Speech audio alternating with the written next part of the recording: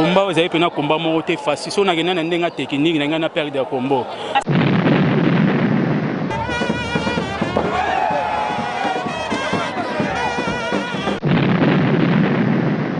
Pechoa qui s'est belé. Et puis à Bundi mon côté nous on avait dit na terrain.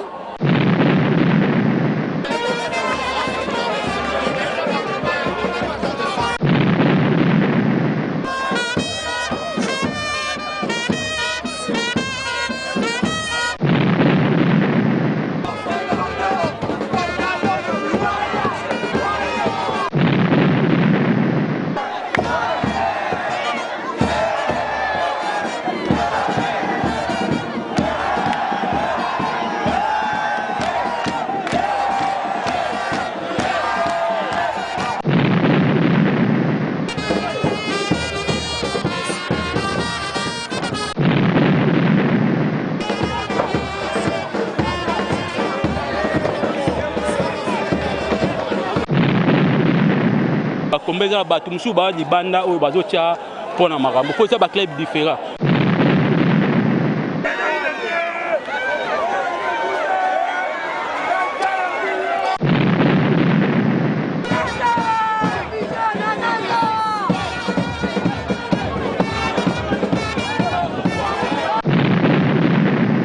Non senga pena ba fani ba ebelo ba ninga pigeon.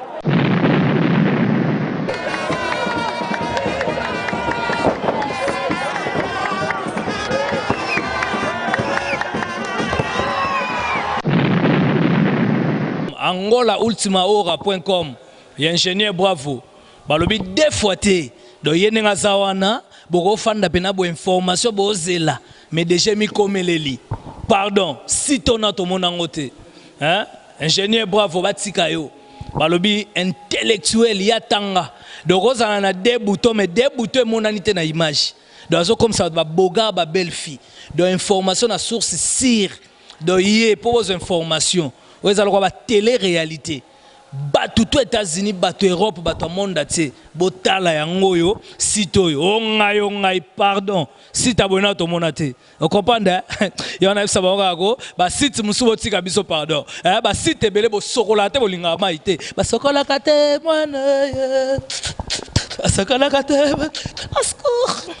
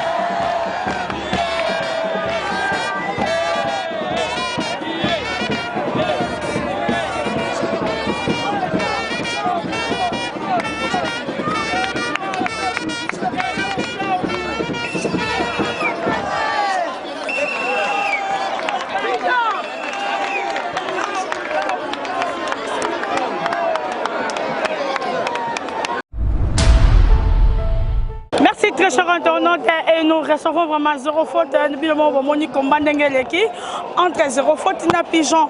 Binomo Bomolobi, Choucha Lumière d'Angola yango zéro faute à Bundarate yo, pena zéro faute à Baki Choucha Borozala décidé, mais malheureusement on a ça dessus zéro faute à Kolobani.